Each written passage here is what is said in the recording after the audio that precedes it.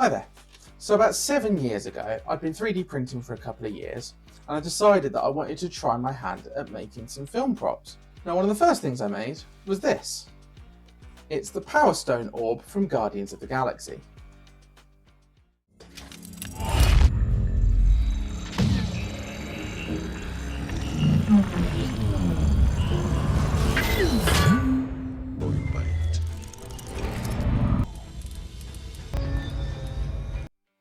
Now, like I said, this was 7 years ago. At the time, I was really happy with it. It had some good detail, and I was happy with the paint job.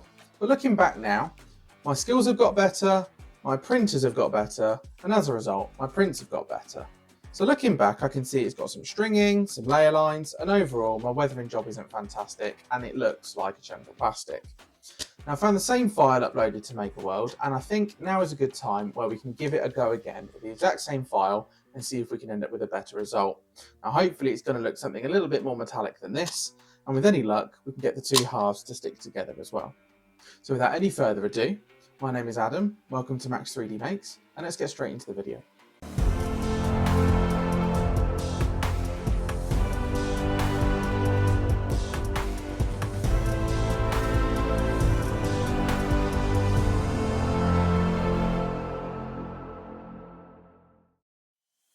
So here we are in Makerworld, and I've got the file up here. It is the Guardians of the Galaxy Infinity Orb from Tony Youngblood. From what I can tell, he is the same creator of the original file that he made in 2014, which means this is the same print that I did 7 years ago. Now, I've had a look at this file in Bamboo Slicer, and I've tweaked some of the settings and split it out over onto 6 plates because some of the files needed duplicating. I've also tweaked it so that it's got some variable layer height and some better supports inside the hemispheres as well. Now, to make things easier, I've already uploaded my print profile onto Makerworld, so if any of you want to follow this tutorial along, I will leave a link to this model in the description of the video, so feel free to follow it. And as you can see, I've already got my print profile here if you also want to follow it. So if we open up Bamboo Slicer, as you can see right here, we've got the models loaded up. I've got it split across 6 build plates, just because I like printing a lot of my items individually.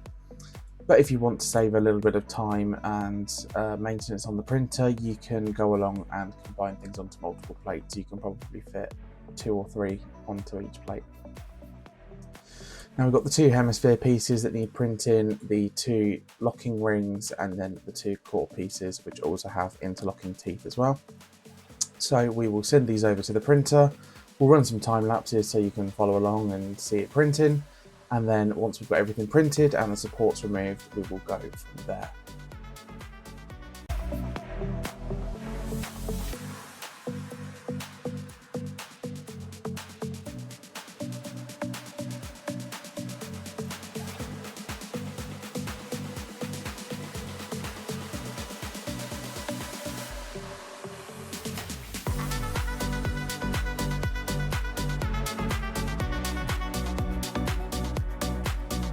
Okay, so that's all the parts printed. Now we can take them over to the workshop, get them prepped, sanded and primed.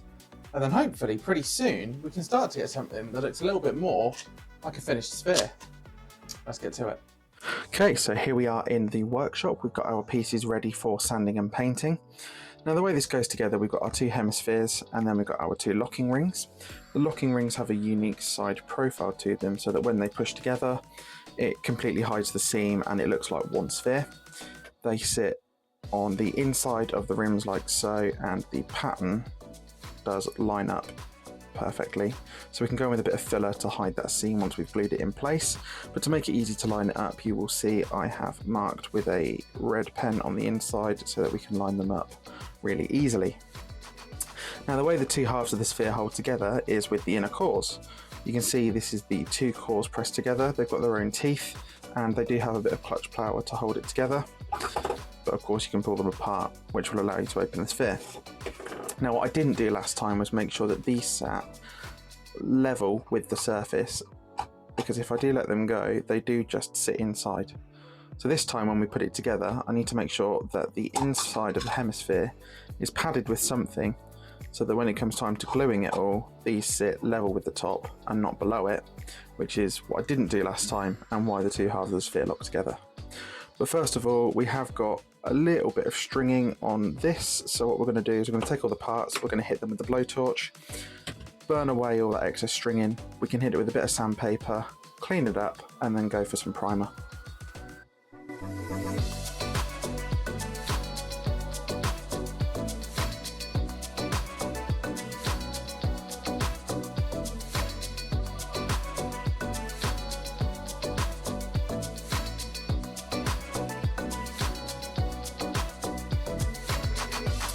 Okay, so we have got the stringing all cleaned up. We're going to hit these with a little bit of sandpaper and sanding sponges, and then we can clean them up, and then we can go in with some primer.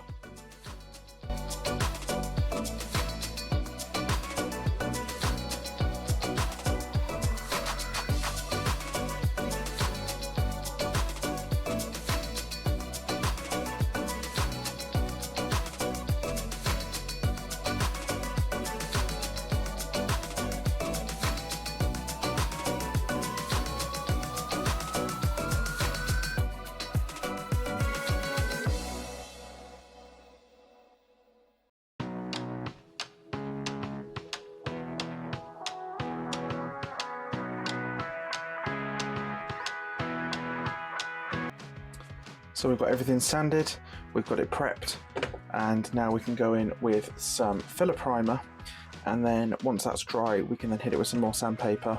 We can glue these pieces together, put a bit of filler on, sand that down, and then go from there. So we're going to be spraying them one bit at a time, and today we're going to be using Halford's filler primer. So we'll make sure to give it a good shake. If you're going to be using any spray paint, particularly inside like I am, make sure you've got yourself a respirator on. It's really important to protect your lungs. I do have an extraction system in here, but I am still going to wear this mask anyway, just to be on the safe side.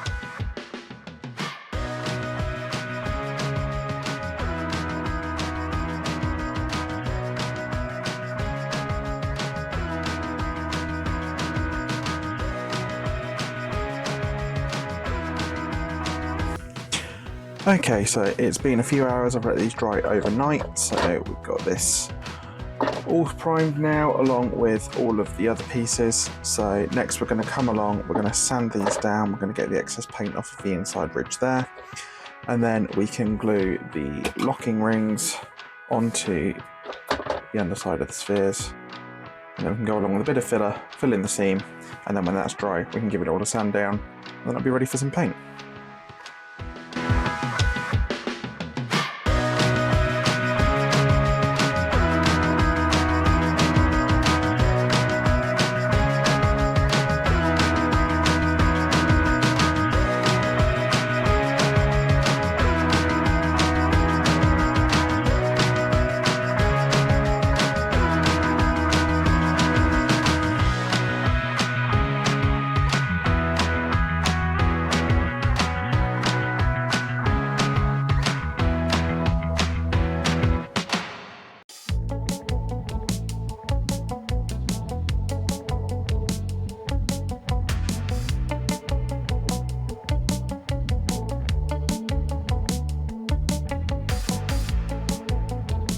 Okay, so we've got all of our parts sanded now, and that's taken down the surface of the filler primer quite a bit and left us with a nice surface to work with. So our next step is gluing the locking rings onto the hemispheres, like so, and then when that is done we can fill on the seam, sand it down, and then go in with some primer and then paint.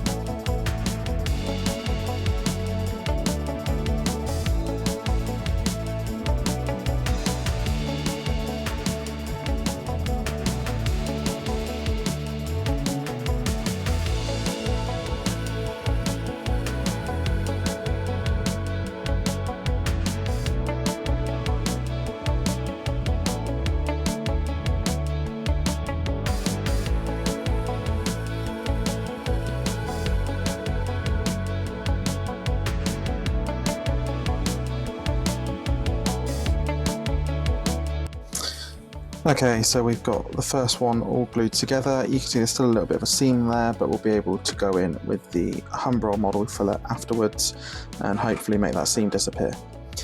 So we're going to do this with the other half now, and then we'll put the filler on and then we'll let that dry.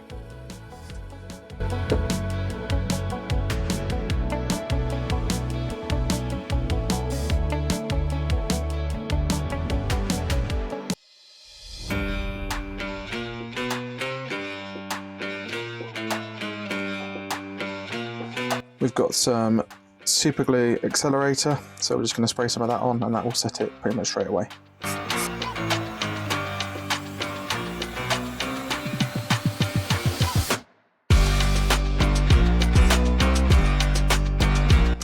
So we've got our two halves finished here, and when they line up just right, they lock together, and when the two cores go in, they'll have clutch power which will hold it in place as well.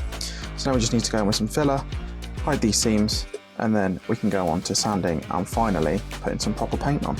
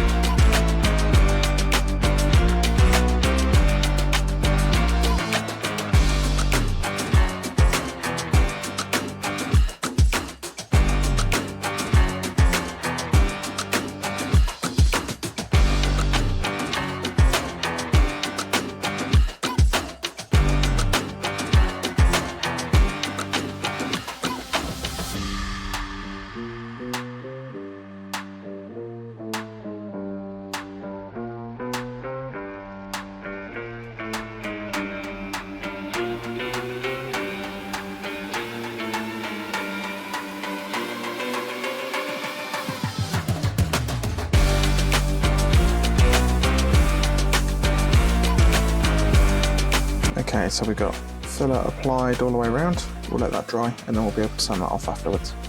Now to do the other half.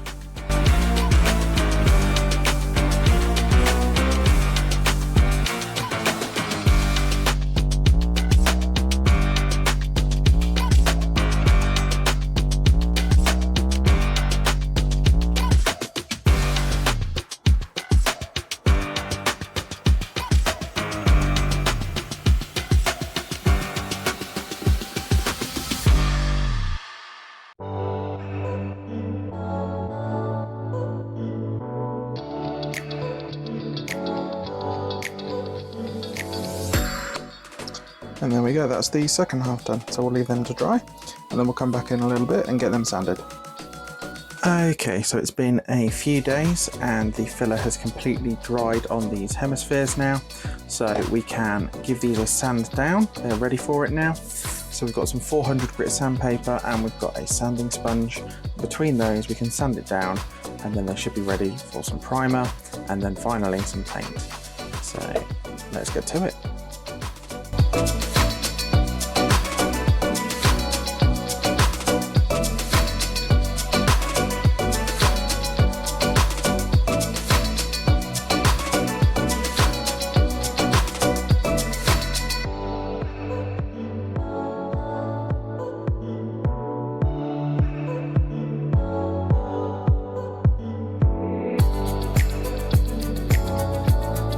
Okay, so we've got some areas on these hemispheres where it's been filled in with the filler.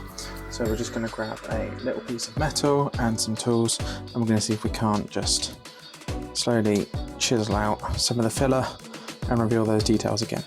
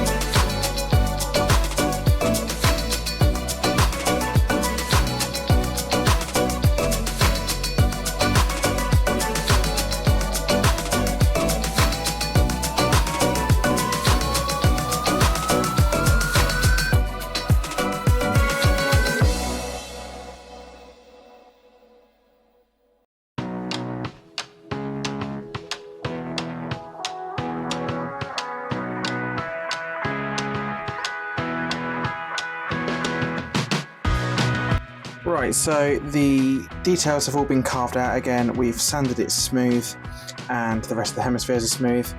I ended up using a screw in the end to get the point in so that I could just push out some of the filler. It crumbles nice and easily. It's got about the same consistency of chalk when it's dry. So we're just going to go in with the fine 600 grit sanding sponge now. It's a little bit worse for wear, but it still does the job. And we can give this one final pass, and then we can do a clean up, and then we can hit it with some primer and let that dry overnight. So yeah, let's get to it.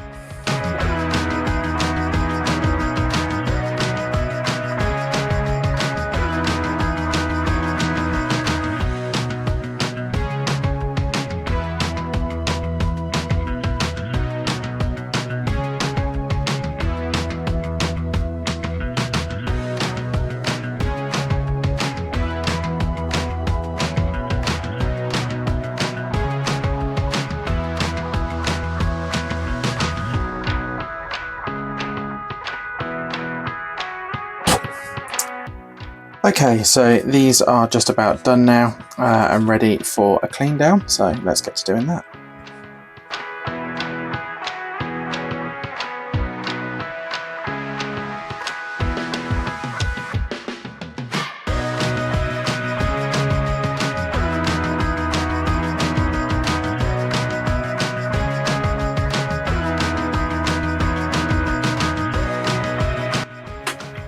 Okay, so these two halves are nice and clean, they're all smooth now, and they're ready for some primer. So we're going to take these outside because the extraction system is not working currently, and we're going to give these a hit with some primer, and then we'll leave them to dry overnight. Okay, so we've got the parts outside, and we're just going to be using High Coat Grey High Build primer. So yeah, we'll give that a shake and get going.